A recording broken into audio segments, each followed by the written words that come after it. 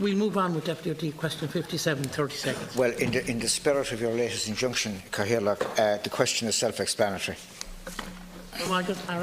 The idea of the total contributions approach, or TCA, to state pensions dates back to 2007, when the then government published the Green Paper on pensions to stimulate debate on the challenges and the options for the future development of Ireland's pension system, and that included the policy to introduce the TCA model.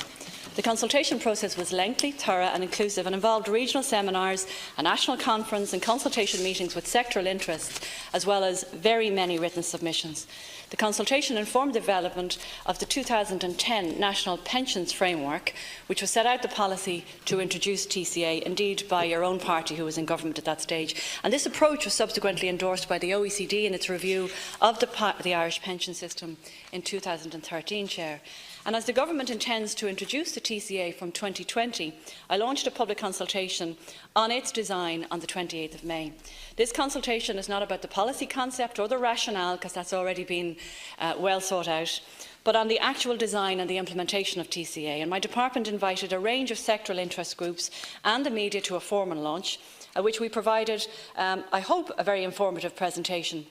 But more importantly, we hosted a series of workshops on the various aspects of the proposed reform. There was also a separate briefing for the members of the Oireachtas and their staff, and the consultation was hosted on the department's website and was open to everyone to submit responses and make submissions. The consultation lasted for over 3 months, and we received almost 300 responses by the time it closed on the 3rd of September. Those responses are now being examined and considered, and we will publish a summary of the outcomes on the department's website when the work is completed, and obviously I will let you know when that's done. The initial analysis shows that the main area of concerns to respondents includes the number of contributions required to receive a full pension, the amount of credited contributions that will be available, and whether or not there should be a phase-in period for its introduction. And I'd genuinely like to thank to all the people who made the submissions, Chair, because I was at pains to ensure that we didn't just get representative bodies in an official capacity replying, given that that's what's their job to do. I was very, very keen to hear the people who would be affected by this, and in the main we have a substantial amount of submissions by the people who are going to be affected by this, and I'm very grateful for their cooperation. Thanks, Chair. Deputy.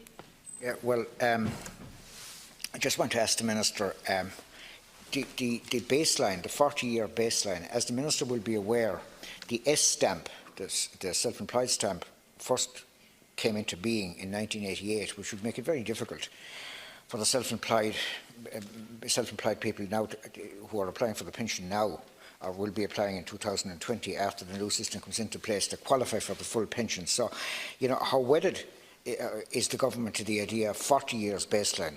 The Minister will be aware that the National Pensions Framework document envisaged a baseline of 30 years. That's the first question. The second question is, the Minister will know also that the system in place at present requires 520 paid contributions to be considered for contributory pension. Has there been any feedback on that particular aspect, and does the government intend to stick with that, or is the Minister open to change that? Thanks, Deputy.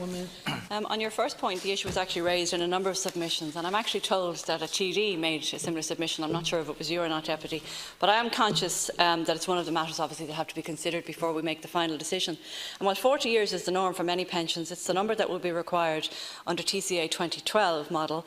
And when that legislation is passed by those affected for the 2012 rate band changes, the Deputy will be aware that the Class S contributions were only introduced in 1988, and it will make it challenging, obviously, for many self-employed people to qualify for a full pension by 2020 if the numbers of contributions at the time exceeded 32. The early analysis from the consultation shows that for some of those who responded, a more transitional model is preferred, where those qualifying in 2020 would have a lower bar than those qualifying in the later years, who would have had the opportunity to catch up maybe in, say, 2028, given that the latter would have obviously had more access to PRSI contributions than the people who were there before. And I think, as the Deputy might be able to appreciate, I can't preempt any of the deliberations that we're going to have on the final outcome, but to say that the reason we ask for submissions is to consider them exceptionally carefully. With regard to your other point, the number of paid contributions to qualify for the state pension contributory has increased over the years, and the most recent increase to 520 was agreed and passed in legislation by, again, your own government in 1997 and implemented in 2012. And this was raised also in a number of submissions, Chair, including that made by the Deputy on behalf of his party, and again it's something that will be considered in the context of the new proposals. Nothing is agreed until everything is agreed. Thank you, Minister. Final. It's the Minister's intention, apparently, that if somebody who qualifies, who reaches the age of 66 between now and when the total contribution system is to come into full operation in 2020, that if they're better off on the old system than they would be under TCA, they can opt for which system suits them better. How long will that option last? I take it it'll only last for pensioners who become 66 before the TCA comes into operation. And can I also ask the Minister, in relation to there's a proposal for home caring credits to replace the present homemaker system. Will there be any difference, basically? Will the same types of people be covered for credits in the new home carer system as opposed to the old homemaker system? I can't answer your first question because we haven't made any decisions yet. And again, it's not me that's going to be wedded to making the decision. It will be mindful of all of the submissions that are made, that I want to ensure that when we do introduce this next year, the year after with legislation, it will be by agreement of all of us because we think it's the right thing to do for the generations to come.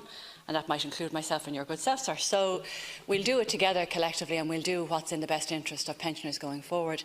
The homemaker's credit is outdated because historically it was only women who made homes in years before, and we all know that that reality is not the reality of many people's lives today. So it's going to be called a caring credit.